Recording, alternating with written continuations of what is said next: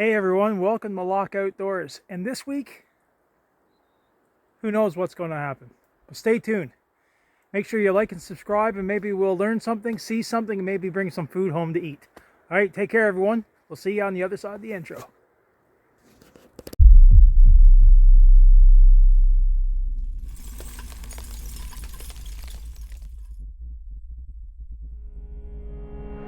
So it's a Friday afternoon and the snow/rain has just stopped. It's been a miserable day and a half since this storm system moved in. As you can see, since last week, we got some snow. Again, not like the rest of the island. The rest of the island got several feet of it now in total, I think. We only got a couple inches. Most of it is wet and slushy, so it's not really all that fun to be out in. But we're going to go out today and we are going to see if we can't track down some rabbit tracks now and see where I can put up some slips. And we're also going to have a coffee, and I'm going to show you how to turn those butane isopropylene mixed camp stoves into an all-year, 4-season camp stove. So one of the worst things about this particular trail that I'm on, and I always got to be careful of it because of my own injuries, and plus anyone else should be aware of it unless they want to have injuries like I have. But this trail doesn't drain very well, and in the early part of winter like now, all the water and ice melt gets here and then it freezes to sheets of ice, and it's quite possible to start sliding up that way and end up all the way at the bottom of the trail, 10-15 feet on a sheet of ice if you're not careful, especially this time of year. So you always want to be taking your time when you're in the woods, because if you're in the woods like yourself or by yourself like me right now, if I was to slip and fall, I could get myself hurt. So you always want to be careful. A little later in the year, I'll carry cleats that I'll put on my boots. Right now, it's not quite necessary, but it's something to be mindful of.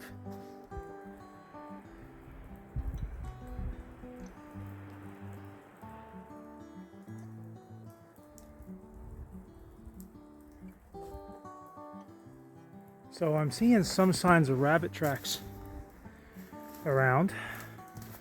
About 20 feet back behind me there is the trail, and I saw a couple of small tracks run in to this direction, and I'm trying to pick them up again and see if I can figure out where they're headed. But the way the snow is on the ground and all the water that's starting to fall on top of it, it's pretty much got the tracks hidden or destroyed now. So I'm trying to find a clear set, and I can't do it yet. And if there is something there, I can't tell which direction it's going. So, but we'll keep looking and see. I'm pretty much suspecting that any of the rabbits are going back into that low brush, and that's where they tend to live. Here in Newfoundland, we have snowshoe hare, which we're allowed to hunt. We also have Arctic hare, which we're not allowed to hunt. But snowshoe hare, they tend to, they don't burrow so much as they do as just kind of nest down, usually under low-lying brush like that, tight spruce and fir. They tend to kind of make their little warrens, I guess, underneath there. But I'm not having any luck now. As of last week, the rabbits were just starting to show a little bit of white. So I'm hoping that now with the snow on the ground, they might stand out a little bit more, and I might be able to flush one. Anyway, I will continue on tramping through the brush, and if I don't see anything in a little bit, we'll hunker down and we'll have some coffee. Just up ahead of me, I just saw a rabbit. It wasn't running super fast, so it may not be running away from me, but rabbits run in circles. So I can find out where his path is. I might be able to cut it off. So let's see. There's the tracks there of the rabbit that I just rushed.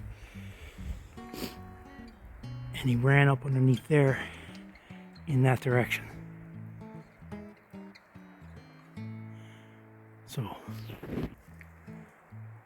let's see if we can track him down. Okay, so I tried tracking that rabbit for a bit, and he went into a really tight section of windfall. No way I can get through it. And I walked all the way around the circumference of it, and there was no sign of it coming out of it, so somewhere in that windfall. And when I walk back around, I can see tracks coming back out of it. So there's no sense in trying to track it down in that area, because there's no way I can get close enough to take a shot. But what I am going to do is I found that spot again where I first saw the rabbit, and the tracks are gone back the other way. So he ran back this way. When I went down through there, when I circled around, he actually came back this way. So what I'm going to do, so this seems to be a pretty active spot. So I'm going to put up some slips right in this area, and who knows, I'll come back tomorrow and I might have myself a rabbit. We'll see.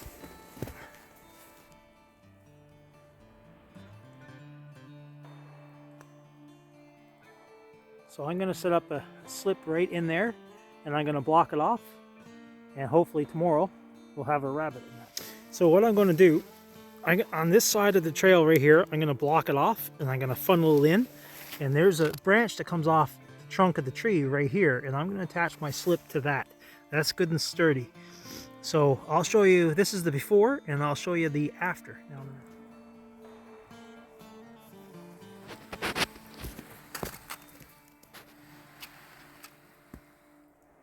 so what I got done, I got it all kind of closed in, and the only opening is right where the slip is.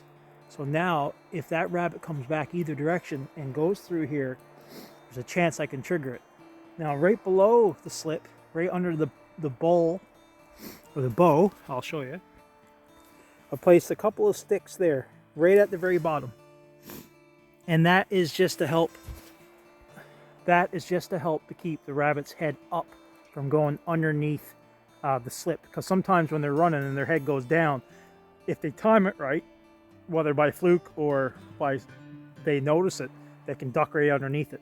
So I'm going to build that up a little bit more, but hopefully that will be enough to catch a rabbit. And tomorrow when I come back, hopefully there's a rabbit in this. Okay, so I decided to give up walking around, and I'm going to have a little coffee now before I go back home. And I had a fun little walk tramping through the woods. I got a couple of slips put out now. And hopefully tomorrow when I come back, I'll have a rabbit or two. So I mentioned before how my camp stove, I have a Primus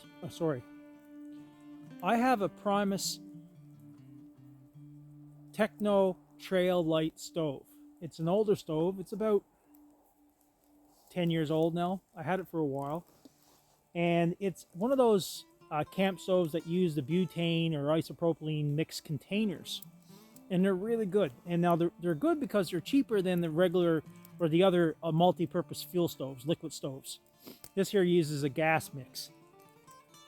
Now, the one problem about these, and one of the reasons why they're cheaper, is, well, number one, the fuel canister. Once you use the fuel canister, you got to throw it away, so it's not like something you can keep refilling. But the other issue is that in cold temperatures, those tanks don't work as well. So I came up with a way of making this thing work in almost any type of temperature that you can think of. Take my jacket off, set up my jacket so I don't get wet. As you can see, there's snow everywhere. So what I was saying was, these camp stoves, they don't work all that well in the wintertime, because as it gets cold, the gas compresses, and where it's under pressure, it doesn't burn very well or burn very hot. So I came up with a way very easily that you can make at home to make this a multi-year or a multi-season stove. And I've used this quite successfully in all weathers, from -10, -15, and so forth. And it has two purposes. Number one, it'll act as a windscreen, and number two, it actually keeps the tank warm. Let me show you. And here is the trail stove. As you can see, it's fairly compact. It fits into the size of the palm of the hand. Here's my bush pot. And inside that bush pot is the gas can.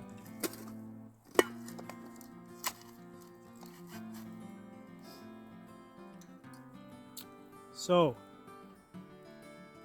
very simple thing. All I've done is I went and found myself a can that contained diced tomatoes, and I cut it down the side, and it is just slightly smaller than the diameter of the tank, but yet it still fits into the pot. So all I did is I took a tin and I cut it down the middle like this. Now in other versions that I've had, I've cut out slots here, but I don't do that anymore now because it's just easy to have a simple slice down through the middle, and it's a lot easier to work with. So you're going to say, well, what's the theory behind it? How does this work? Well, I will show you how this works. The idea of how this works is fairly simple. Let me fold this out.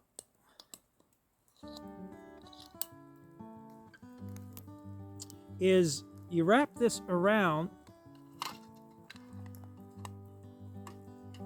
there like that.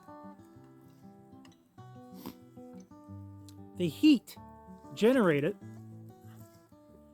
by the burner reflects off the tin, acts as a windbreak, but it also reflects heat back down to the top of the tin. Now, not that much heat. You don't have to worry about it exploding or whatever, especially on cold temperatures like this. But this little bit of reflection causes the tank to stay warmer and above zero.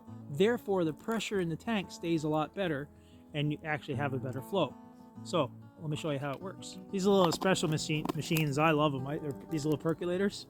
They're so simple to use, and they make good coffee.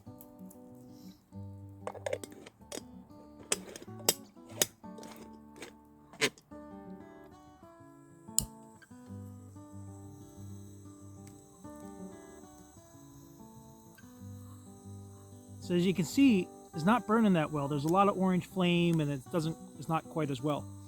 It's not burning as well. So what we're going to do, we're going to put this around the top of it like that, so you can see.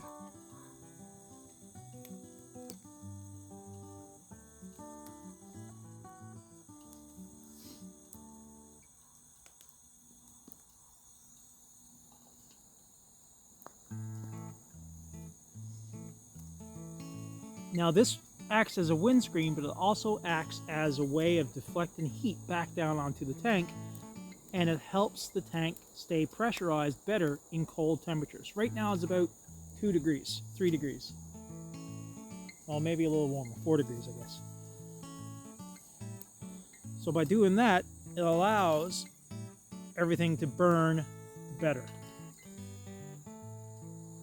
And using this little trick with a tin can to make a windscreen around the top of your canister like this is a way of making your stove work 4 seasons.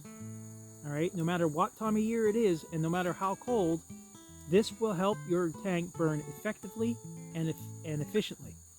Because when it's cold, it doesn't burn very well, and you don't get the same fuel consumption. It burns a lot more and it doesn't do much for you. This will actually help you out and save money. It'll help your food to cook faster and your water to boil better.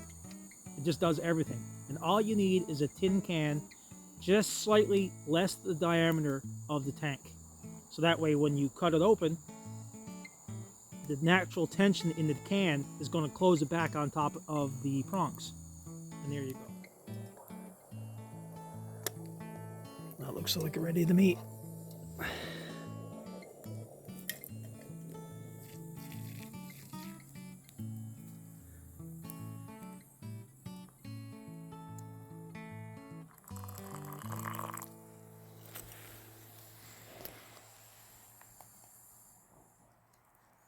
And that is how you make a camp stove for season.